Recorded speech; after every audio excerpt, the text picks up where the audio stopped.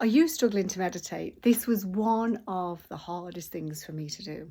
When I started my healing practice 20 years ago, I thought it had to be done in a certain way. And don't get me wrong, there are some, components around it. However, I was trying to do everything right, so to speak. And I tripped myself up so many times because I found it hard. I found it taxing, and I thought it was impossible because I thought, how can these people get to this stage of sitting there and having no thoughts in their mind and actually enjoy this stuff? How do you enjoy doing that? I actually couldn't work it out. So it's taken me some time, right, to come round to it. And the way that I came round to the meditation, because I knew that it would serve me well, because at that time I was a chronic overthinker. I was living in my head and I needed something to help me and to calm me down. And I knew that when I was with my clients, that was the easy bit. I could zone in, if you like. I could be in my zone and I got there easily. But to sit there, I was quite frankly bored. So I'm not taking away how beneficial this is. It's super beneficial, if that's the right way to say it. So, but let's find an easy way. So what have I learned now? I've learned that I like walking and I like being in nature. So for me, it was easy to start with 15 seconds at a time and just listen to the birds in song. Just listen to the rustling of the trees or of the leaves. And once I started to do that, and I was enjoying walking anyway, I then knew that I had to slow down my walking just a little bit, because I needed to feel connected. So I would just imagine that roots of a tree are just coming through the soles of my feet as I was walking. And as I'm doing my 15 seconds to start, if there was thoughts that come into my mind, which they do, that happens, I would just imagine a board rubber, in the olden days. If anybody's the same generation as me, I would have those teachers where there was chalk just flying everywhere. Well, I would imagine that board rubber, and I'd imagine that thought that was in my mind, I'd just wipe it out. And it didn't matter how many times I had to do it, it didn't matter.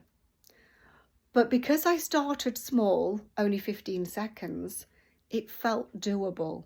I wasn't putting myself under pressure to sit there for 10, 15 minutes at a time. Just that 15 seconds was enough. I could do that. Then I moved on to 30 seconds. Then I moved on to a minute, where now my entire walk, I can do that. And it doesn't matter how long I'm walking for. So just to go over that again, I slowed down. I'm not walking at snail's pace, but I'm walking, and I'm literally feeling connected. And as I'm walking, I'm listening and picking out something that I can hear. And that's what I put my attention on. And I started with 15 seconds, like I've said. And then I moved up to 30 seconds, and now I've moved to an entire walk. And this is how now that most of my videos that you'll see, and if you've been following me for a while, you'll know that when I'm out, I just pull my phone out and I do a video. Because that's where I get my inspiration mostly. So if I don't want to sit and do it, the meditation at home or somewhere else, because I can meditate anywhere now, because I've got used to that. It's like a muscle. Every time you use it, it gets stronger. So you have to build the habit. and your mind will get used to it. And not only that, the more that you get used to quietening your mind, the more you'll enjoy it. And you know that when you've got more things going on in your mind, that's where you need to be, is to pull it back. And it doesn't feel nice because your mind will just be running riot again. So start small. Don't put pressure on yourself. There's no pressure to be had. It's baby steps.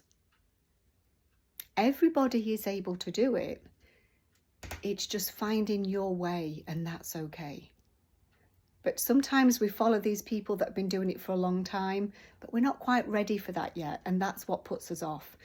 And sometimes when we have a busy day, we're trying to fit it into our schedule, into our calendar, and the thing is, that feels alien at first as well. So even though it's an important thing to do, when you start off small and then start enjoying that and feel that it's doable, then it encourages you to want to do more.